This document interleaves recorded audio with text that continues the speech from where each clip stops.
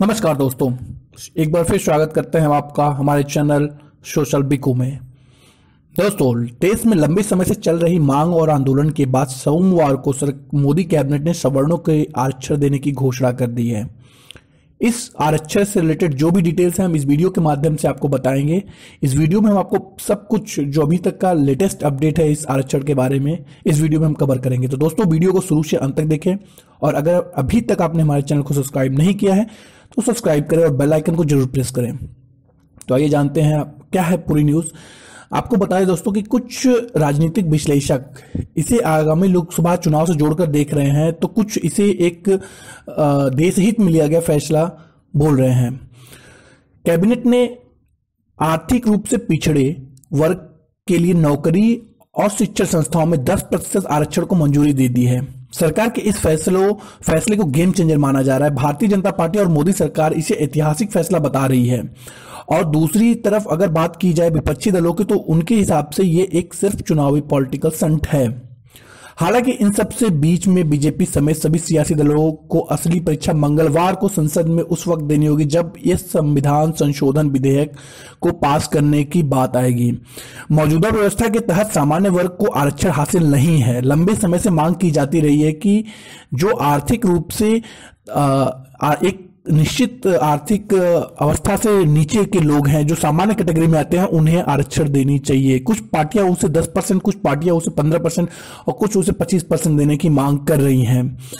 इस बीच में जो मोदी सरकार ने फैसला किया है वो 10% आरक्षण के लिए किया हुआ है। आपको बता दें दोस्तों कि ये जो आरक्षण है ये कुछ लिमिटेड क्राइटेरिया के अंदर ही आपको मिलेगा। अगर आप उस क्राइटेरिया के अंदर आते हैं तो ही सवर्णों को वो आरक्षण दिया जाएगा। उसमें क्या क्या कैटेगरी है हम आपको बता देते हैं कि जो सबसे पहले कैटेगरी आपके आती है वो है आपका इनकम। जो सालाना इनकम है वो बहुत बड़ा मैटर करता है उसके लिए। जिनका भी सालाना आय जो है 8 लाख से कम हो वो, और साथ ही साथ जिसके पास 5 हेक्टेयर से कम की खेती की जमीन हो, उसके साथ साथ अगर जिनके पास 1000 स्क्वायर फीट से कम के घर हों, जिनके पास निगम की गज, अगर निगम में वो रहते हैं तो 109 गज के कम अधिसूचित जमीन हो, जिनके पास 209 गज से कम की निगम और गैर अधिसूचित जो जमीन हो, अगर ये चीजें हैं, जो भी अभी तक किसी तरह के आरक्षण के अंतर्गत नहीं आते हैं, वो उन सब के लिए ये आरक्षण दिया जाएगा, उन सबको ये आरक्षण दिया जाएगा। मोदी सरकार ये आरक्षण आर्थिक आधार पर ला रही है जिसकी अभी संविधान में व्यवस्था नहीं है। संविधान में जाति के आधार पर आरक्षण की बात कही गई है। ऐसे में सरकार को इसे लागू करने के लिए संविधान में संशोधन करना होगा। सरकार के इस फैसले को लोकसभा चुनाव से जोड़कर देखा जा रहा है। सरकार इसके लिए जल्द ही संविधान में बदलाव करेगी। इसके लिए संविधान में अनुच्छेद 15 और अनुच्छेद 16 में बदलाव किया जाएगा। दोनों अनुच्छेद में बदलाव कर आर्थिक आधार पर आरक्षण देने का रास्ता जो है साफ किया जाएगा। इसके पीछे वजह देखिए क्या है कि पिछले साल जब सुप्रीम कोर्ट ने SC/ST एक्ट में बदलाव करने का आदेश दिया था, तब देश भर में दलितों ने काफी प्रदर्शन किया था, जिसको देखते हुए केंद्र सरकार ने सुप्रीम कोर्ट का फैसला बदल दिया था। माना जा रहा है कि मोदी सरकार के इस फैसले से सवर्ण काफी नाराज थे और जो चुनावी अभी 3 राज्यों में चुनाव हो गए हैं जिसमें काफी जो है बीजेपी को हानि हुई है। बीजेपी ने तीनों राज्यों के चुनाव को हार गया। अब उसके बाद ये हुआ कि इन्होंने ये जो है सवर्णों को 10% जो है आरक्षण देने का निर्णय किया हुआ है। आपको इसके साथ साथ बता दें दोस्तों कि क्या है 1931 के बाद देश में सरकार की तरफ से कभी भी जातिगत गणना नहीं हुई।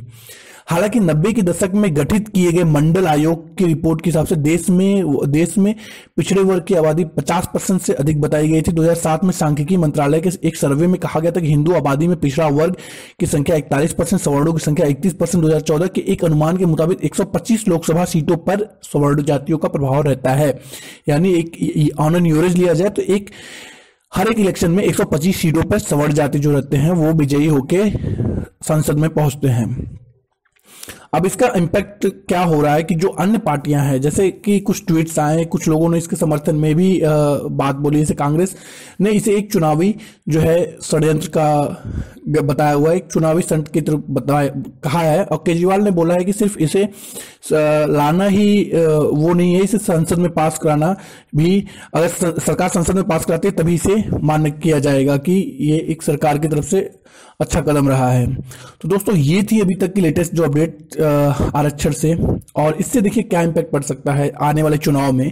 मोदी कैबिनेट के निर्णय के अनुसार 10% गरीब सवर्णों को आरक्षण दिया जाएगा। पहले से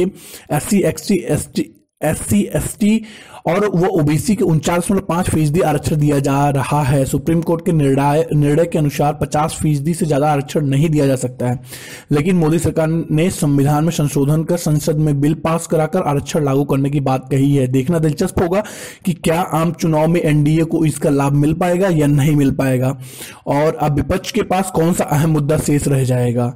मोदी सरकार का दाव कांग्रेस के लिए संकट का सबब भी साबित हो सकता है, क्योंकि जब बीजेपी आरक्षण जैसे बड़े मुद्दे पर आक्रामकता के साथ आगे बढ़ाई तो कांग्रेस के हाथ आए राफेल जैसे मुद्दों को आप नेग्लेक्ट मान सकते हो, गौर ना हो जाए, कहीं ये मुद्दा जो है धीमी ना पड़ जाए।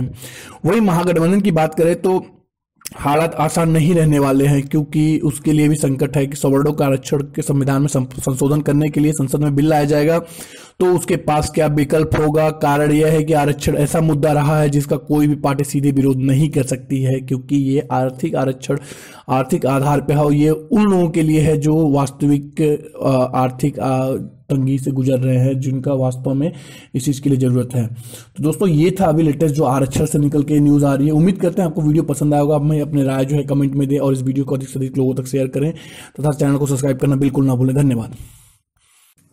नमस्कार दोस्तों, एक बार फिर स्वागत करते हैं आपका हमारे